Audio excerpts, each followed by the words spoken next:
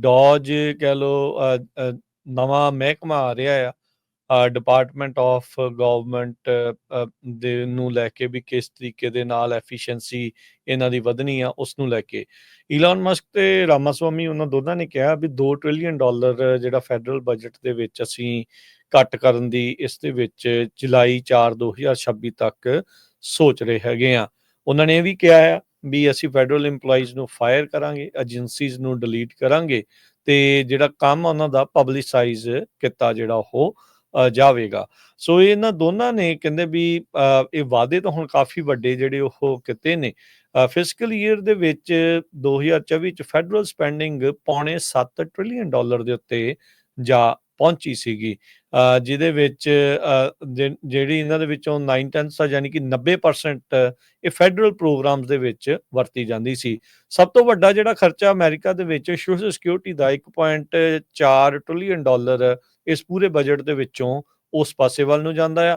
Health ਦੇ ਵਿੱਚ 912 billion, ਕੁੱਲ ਜਿਹੜਾ ਇੰਟਰਸਟ ਆ ਵਿਆਜ ਆ ਉਹ 882 ਬਿਲੀਅਨ ਤੇ ਮੈਡੀਕੇਅਰ 874, ਨੈਸ਼ਨਲ ਡਿਫੈਂਸ $874 ਬਿਲੀਅਨ ਦੇ ਉੱਤੇ, ਇਨਕਮ ਸਿਕਿਉਰਿਟੀ $671 ਬਿਲੀਅਨ ਤੱਕ ਆਉਂਦੀ ਹੈ, ਵੈਟਰਨ ਬੈਨੀਫਿਟਸ ਸਰਵਿਸਿਜ਼ $325 ਬਿਲੀਅਨ ਦੇ ਉੱਤੇ ਆਉਂਦੀ ਆ, transportation $137 billion, education training employment social services $305 billion ਦੇ ਵਿੱਚ ਤੇ ਬਾਕੀਆਂ ਦੇ ਵਿੱਚ $223 ਬਿਲੀਅਨ ਦਾ ਜਿਹੜਾ ਖਰਚਾ ਆਉਂਦਾ ਆ। ਇਹਨਾਂ ਦੇ ਵਿੱਚੋਂ ਕਿੰਨੇ ਕਿਹੜੇ ਮਹਿਕਮਿਆਂ ਦੇ ਵਿੱਚੋਂ ਕਿੰਨਾ ਜਿਹੜਾ ਇਹ ਕੱਟ ਕਰ ਸਕਦੇ ਆ, ਕਿੰਨੇ EMPLOYEE ਕੱਢ ਸਕਦੇ ਆ, ਇਹ ਇੱਕ ਜਿਹੜੀ ਵੱਡੀ ਚੀਜ਼ ਜਿਹੜੀ ਹੋਊਗੀ। ਬੀਤੇ ਦਿਨਾਂ ਦੇ ਵਿੱਚ ਡਿਪਾਰਟਮੈਂਟ ਆਫ ਐਜੂਕੇਸ਼ਨ ਦੇ ਬਾਰੇ ਜਿਹੜੇ ਰਾਮਾਸਵਾਮੀ ਹੋਣਾ ਨੇ ਇੰਡੋਰਸ ਇਹ ਕੀਤਾ ਸੀਗਾ ਤੇ ਕਹਿੰਦੇ ਵੀ ਡਿਪਾਰਟਮੈਂਟ ਕਿਸੇ ਵੀ ਕੈਬਨਿਟ ਏਜੰਸੀ ਦੇ ਹਿਸਾਬ ਦੇ ਨਾਲ ਸਭ ਤੋਂ ਛੋਟਾ ਇਹਨਾਂ ਦੇ ਕੋਲ ਸਟਾਫ ਆ, 4500 ਫੁੱਲ ਟਾਈਮ EMPLOYEE ਨੇ ਤੇ $90 ਬਿਲੀਅਨ ਦਾ ਇਹਨਾਂ ਦਾ ਜਿਹੜਾ ਉਹ ਬਜਟ ਹੈਗਾ, ਜਿਹੜਾ ਕਿ ਡਿਫੈਂਸ ਬਜਟ ਦਾ 11% ਹੀ ਓਵਰਆਲ ਬਣਦਾ ਆ। ਪਰ ਡਿਪਾਰਟਮੈਂਟ ਆਫ ਐਜੂਕੇਸ਼ਨ ਨੂੰ ਇਹ ਪੂਰੀ ਤਰ੍ਹਾਂ ਖਤਮ ਕਰਨ ਦੀ ਜਿਹੜੀ ਇਹ ਗੱਲ ਆਖ ਰਹੇ ਆ। ਉੱਦਾਂ ਇਹ ਡਿਪਾਰਟਮੈਂਟ ਆਫ ਡਿਫੈਂਸ ਨੂੰ ਲੈ ਕੇ ਵੀ ਰਾਮਾਸਵਾਮੀ ਤੇ ਮਸਕ ਨੇ ਕ੍ਰਿਟਿਸਾਈਜ਼ ਕੀਤਾ ਸੀਗਾ ਵੀ ਜਿਹੜੇ ਕਹਿੰਦੇ ਵੀ ਪੈਂਟਾਗਨ ਦਾ ਜਿਹੜਾ $842 ਬਿਲੀਅਨ ਦਾ ਬਜਟ ਆ ਉਸ ਦੇ ਵਿੱਚ ਇਹਨਾਂ ਨੇ ਕਹਿੰਦੇ ਵੀ ਲੀਡਰਸ਼ਿਪ ਜਿਹੜੀ ਬਹੁਤ ਘੱਟ ਦੇਖਣ ਨੂੰ ਮਿਲਦੀ ਆ।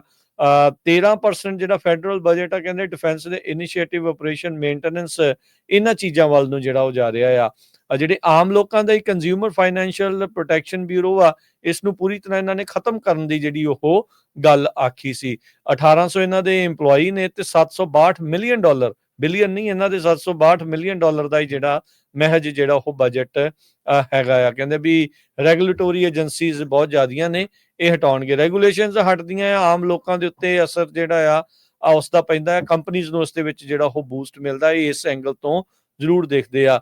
ਇੰਟਰਨਲ ਰੈਵਨਿਊ ਸਰਵਿਸ IRS ਜਿਹੜੇ ਧਨਾੜ ਆ ਉਹ ਹਮੇਸ਼ਾ ਹੀ IRS ਤੋਂ ਭੱਜਦੇ ਨੇ, ਉਹਨਾਂ ਦਾ ਹਮੇਸ਼ਾ ਹੀ ਇਹੀ ਹੁੰਦਾ ਵੀ IRS ਨੂੰ ਬੰਦ ਜਿਹੜਾ ਉਹ ਕਰ ਦੇਣਾ ਚਾਹੀਦਾ ਆ। ਸੋ $20 ਬਿਲੀਅਨ ਦੀ ਇਹਨਾਂ ਨੂੰ ਜਿਹੜੀ ਆ ਫੰਡਿੰਗ ਜਿਹੜੀ ਉਹ ਮਿਲਦੀ ਆ, ਕਹਿੰਦੇ ਵੀ ਅਸੀਂ ਉਹ ਸ਼ਾਇਦ ਇਸ ਦੇ ਵਿੱਚ ਇਹਨਾਂ ਦੀ ਕੱਟ ਕਰ ਸਕਦੇ ਹਾਂ। 83,000 ਫੁੱਲ ਟਾਈਮ ਇਹਨਾਂ ਦੇ EMPLOYEE ਆ। $14 ਬਿਲੀਅਨ ਦੀ ਓਵਰਆਲ ਜਿਹੜਾ ਬਜਟ ਇਹਨਾਂ ਦਾ ਪਿਛਲੇ ਸਾਲ IRS ਦਾ ਜਿਹੜਾ ਉਹ ਰਿਹਾ ਆ। ਇਹਨਾਂ ਨੂੰ ਸਪੈਸ਼ਲ ਫੰਡਿੰਗ ਤੇ ਨਵੇਂ EMPLOYEES IRS ਨੇ ਇਸੇ ਕਰਕੇ ਹਾਇਰ ਕੀਤੇ ਸੀਗੇ ਵੀ ਜਿਹੜੇ ਥੋੜੇ ਵੈਲਦੀ ਆ ਉਹਨਾਂ ਦੇ ਆਡਿਟ ਜਿਹੜੇ ਆ ਉਹ ਆਪਾਂ ਜ਼ਿਆਦਾ ਕਰਦੇ ਆ। ਸੋ ਉਹ ਕਿਸ ਪਾਸੇ ਵੱਲ ਨੂੰ ਗੱਲ ਵੱਧਦੀ ਆ ਇਹ ਦੇਖਣ ਵਾਲੀ ਗੱਲ ਆ। ਪਰ ਇਹ 4-5 ਮਹਿਕਮਿਆਂ ਦੇ ਉੱਤੇ ਇਹਨਾਂ ਦੋਨਾਂ ਦੀ ਜਿਹੜੀ ਉਹ ਵੱਡੀ ਨਜ਼ਰ ਹੈਗੀ ਆ, ਜਿਹਦੇ ਵਿੱਚ ਏਜੰਸੀਜ਼ ਨੂੰ ਡਿਲੀਟ ਤੇ EMPLOYEES ਨੂੰ ਫਾਇਰ ਕਰਨ ਦੀ ਗੱਲ ਆਖਦੇ ਆ। $2 ਟ੍ਰਿਲੀਅਨ ਜਿਹੜਾ ਕਹਿੰਦੇ ਆ ਵੀ ਬਚਾਵਾਂਗੇ, ਇਹਦੇ ਵਿੱਚੋਂ ਕਿੰਨਾ ਕੁ ਬਚਾ ਸਕਣਗੇ, ਇੰਨਾ ਹੀ ਬਚਾਉਂਦੇ ਨਹੀਂ, ਇਸ ਤੋਂ ਵੱਧ ਬਚਾ ਸਕਣਗੇ, ਇਹ ਹੁਣ 2026 ਤੱਕ ਦੇਖਣ ਵਾਲੀ ਗੱਲ ਰਹੇਗੀ। ਸੋ ਸਰੋਤੇ, ਹੁਣ ਆਪਾਂ ਖਾਲਸਾ ਇੰਸ਼ੋਰੈਂਸ ਏਜੰਸੀ ਵੱਲੋਂ ਕਵਰਡ ਕੈਲੀਫੋਰਨੀਆ ਜੋ ਕਿ ਓਬਾਮਾ ਕੇਅਰ